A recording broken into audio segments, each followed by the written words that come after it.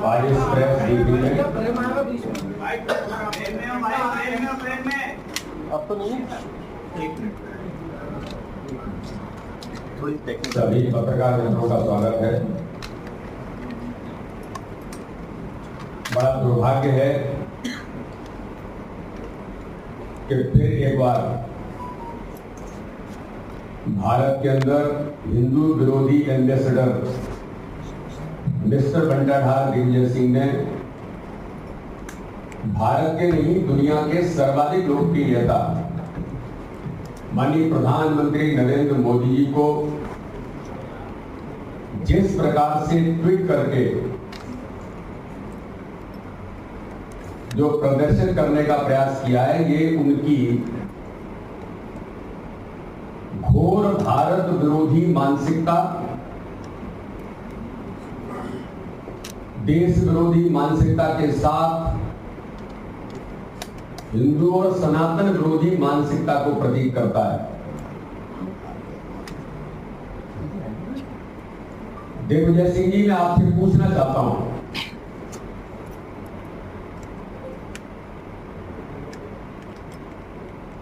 कि जो ट्वीट आपने किया है उसके अंतर्गत आपने लिखा है इस देश के ही दुनिया के सर्वाधिक लोकप्रिय नेता माननीय प्रधानमंत्री नरेंद्र मोदी जी को कि इस देश के अंदर रावण कौन है और देश के अंदर राम कौन है। ये 140 करोड़ जनता ने इस बात को तय किया है कि इस देश का राम कौन है। राम के अनुरूप काम करने वाला नेतृत्व इस भारत के अंदर माननीय प्रधानमंत्री नरेंद्र मोदी जी इस देश के अंदर सुशासन के साथ जो लगातार काम करने का प्रयास कर रहे हैं, लेकिन दुर्भाग्य है कि आपकी जो कुत्सित मानसिकता है, आज आपने फिर उसका प्रकटीकरण किया है।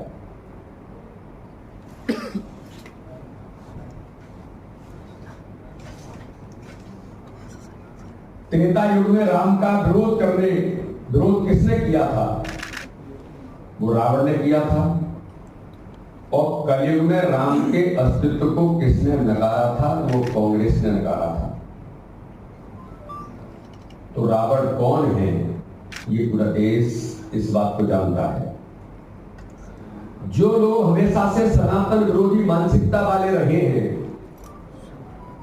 जिनको हिंदुओं से घृणा है, उसमें दिग्विजय सिंह इस भारत का सबसे बड़ा प्रमुख मिस्टर बंटाधार दिग्विजय सिंह का नाम आता है। तो ऐसे लोग सनातन से जुड़े मामलों पर अपनी जुबान बंद ही कर लेते हैं। ऐसे गठबंधन वाली कांग्रेस जो घमंडिया गठबंधन है, तो ये पूरा देश जानता है कि सनातन का विरोध करने वाली कांग्रेस, यानी राम का विरोध करने वाली कांग्रेस, राम के अस्तित्व को नकारने वाली कांग्रेस, देश के अंदर भगवान श्री राम के जो करोड़ों करोड़ हिंदुओं के श्रद्धा और आस्था के केंद्र के अस्तित्व को नकारने वाले एफिडेविट कोर्ट के अंदर देने वाली कांग्रेस। तो रावण कौन है और राम कौन है, ये देश की 140 करोड़ जनता जानती है।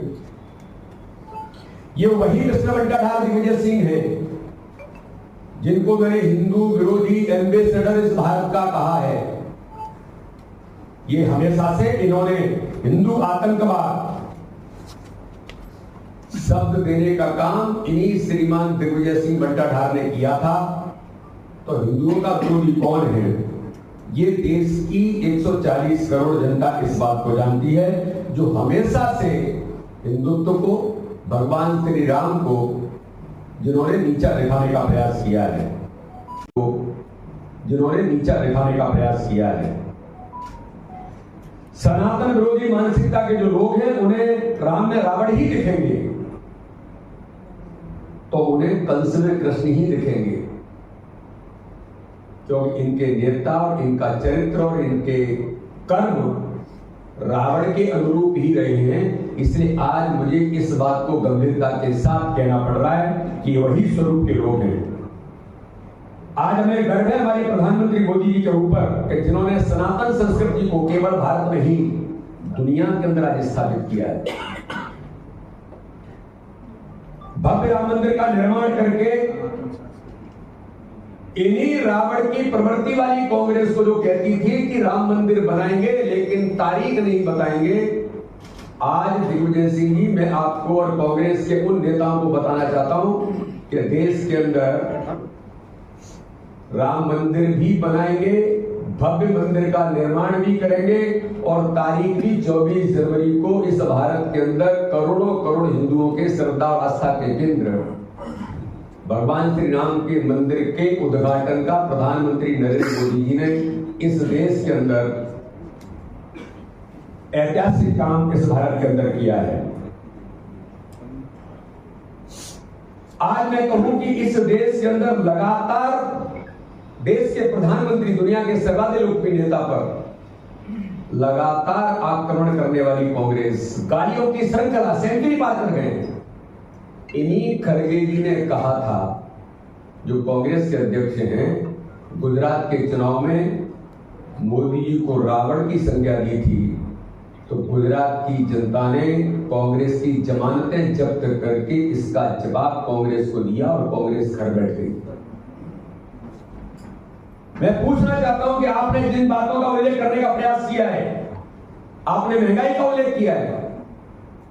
इस भारत के इतिहास के अंदर आज महंगाई को लेकर के दुनिया के देशों के अंदर से कम प्रतिशत नहीं है तो वो भारत के अंदर है, प्रधानमंत्री मोदी जी के नेतृत्व में। आपने बेरोजगारी की बात की है। इसी मध्य प्रदेश के अंदर मिस्टर बंटाधार, दिग्विजय सिंह और करसमनाथ कमलनाथ ने उन नौजवानों को बेरोजगारी भत्ता देने की बात की। आपने 15 महीने की सरकार ने धोखा दिया नौजवानों को और 15 महीने में एक रोजगार के अवसर उपलब्ध नहीं कराए, लेकिन आपने जिनके साथ इसको टैग करने का प्रयास किया है, आज भारत के प्रधानमंत्री नरेंद्र मोदी जी के नेतृत्व में अगर उन्होंने 10 लाख रोजगार देने का केवल वादा नहीं किया, हर महीने 75,000 लोगों को ट्रांसपेरेंट सिस्टम से, आपके जैसे कांग्रेस का शासनकाल की व्यवस्था नहीं है कि दलाल और बिचौलियों के साथ जो भ्रष्टाचार का आलम था, आज माननीय प्रधानमंत्री मोदी जी ने 10 लाख लोगों को रोजगार के अवसर जो दिए हैं, लगातार हर महीने देने का काम कर रहे हैं। तो मैं आज अगर कहूं कि 93,000 स्टार्टअप्स जो देश का नौजवान मोदी जी के साथ खड़ा है, आज हम यूनिकॉर्न की बात करते हैं, 115 स्टार्टअप्स जो $340.80 बिलियंस जिसका वैल्यूएशन है, तो 2014 के अंदर स्टार्टअप्स 250 थे, आज स्टार्टअप्स 93,000 हुए हैं। यूनिकॉर्न के अंदर 4 नौकरी मांगने वाले, आज भारत का युवा नौकरी नहीं नौकरी देने वाला इस भारत के अंदर बनाए, ये भारत के प्रधानमंत्री नरेंद्र मोदी का कर्तव्य है। भ्रष्टाचार के बारे में कहा है, आश्चर्य होता है मुझे तो। दुनिया के अंदर कांग्रेस अगर किसी बात की गारंटी है इस भारत के अंदर, तो भ्रष्टाचार की गारंटी है। लाखों करोड़ों रुपए के भ्रष्टाचार इस देश के अंदर लोग गिनते थे कांग्रेस के शासनकाल में। 2014 से पहले कांग्रेस इसी बात के लिए जानी जाती थी। इसी मध्य प्रदेश के अंदर 15 महीने की कमलनाथ की सरकार थी, 15,000 करोड़ के भ्रष्टाचार का आलम। इन कमलनाथ ने बल्लभ भवन को दलाली का अड्डा बनाया था, जो 281 करोड़ रुपए उनके पीए के पास पकड़े गए थे।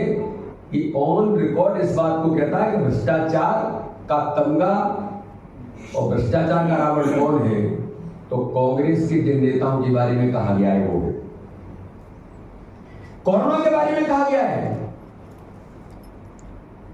प्राकृतिक आपदा में पूरे दुनिया के अंदर, दुनिया के देशों के अंदर भारत के प्रधानमंत्री नरेंद्र मोदी के कुशल प्रबंधन में भारत के इतिहास में आज तक स्वदेशी वैक्सीन उपलब्ध करा के अगर कोरोना के संकट से इस भारत के 140 करोड़ जनता जनार्दन को, जिनको 2 वैक्सीन, स्वदेश निर्मित वैक्सीन देने का काम किसी ने किया, तो भारत के प्रधानमंत्री नरेंद्र मोदी के विजन और उनकी इच्छा शक्ति के आधार पर दुनिया ने कोरोना के प्रबंधन में भारत की प्रशंसा माननीय प्रधानमंत्री मोदी जी की। और आप क्या कर रहे थे? आपकी सरकार थी जब कोरोना का प्रकोप इस मध्य प्रदेश के अंदर भी आ गया था, तब आप कोरोना के बारे में प्रबंधन नहीं कर रहे थे मिस्टर कमलनाथ और दिग्विजय सिंह। तब आप आईफा अवार्ड की बैठकों की तैयारी नचने कुदलों के लिए कर रहे थे। तो देश के अंदर, प्रदेश के अंदर माननीय प्रधानमंत्री मोदी जी के कोरोना के महामारी के संकट में केवल भारत नहीं, दुनिया के 150 देशों को वैक्सीन से लेकर के मेडिसिन उपलब्ध कराने का काम आजादी के 75 वर्षों में किसी ने किया तो भारत के प्रधानमंत्री मोदी जी ने किया। इसका हमें गर्व है।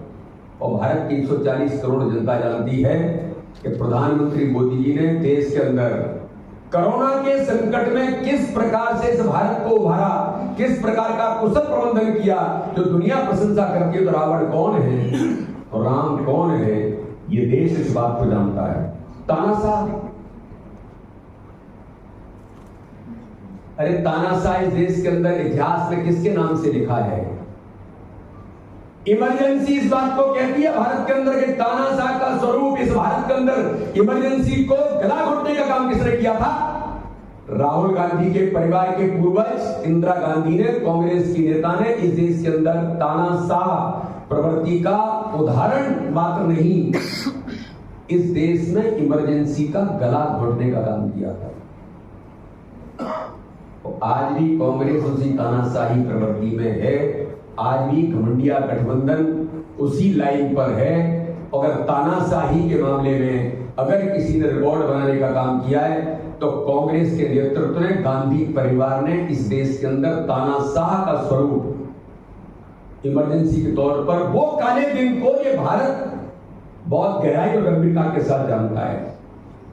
आप आतंकवाद की बात करते हैं, ये वो आतंकवाद जो भारत आतंकवाद के ही पहचाना जाता था कांग्रेस की सरकार में 2014 से पहले, संकल्प विस्फोट। और आतंकवादियों के गले मिलने का काम मिस्टर दिग्विजय सिंह, मोहनचंद शर्मा की शहादत जब बटाला हाउस एनकाउंटर के अंदर हुई थी, आपने कहा था एक फर्जी एनकाउंटर है, उस आतंकवादी से गले मिलने के लिए दिग्विजय सिंह तुम गए थे। हाफिज जी, ओसामा जी, इनके संबोधन के साथ, सम्मान के साथ आतंकवादियों से गले मिलने का काम यही दिग्विजय सिंह, जो हिंदू विरोधी एम्बेसडर के साथ, जो इस देश का सबसे बड़ा जयचंद है, इन्होंने इन बातों को इस भारत के अंदर दुनिया ने और भारत ने देखा। जिस आतंकवादी के गले मिले उससे देश के सर्वोच्च न्यायालय ने फांसी की सजा दी। सेना के ऊपर आक्रमण करने वाले लोगों को सर्जिकल स्ट्राइक करके भारत के 140 करोड़ लोग प्रधानमंत्री मोदी जी को इस बात के लिए धन्यवाद करते हैं कि ये नेतृत्व है। और ये दिग्विजय सिंह सेना के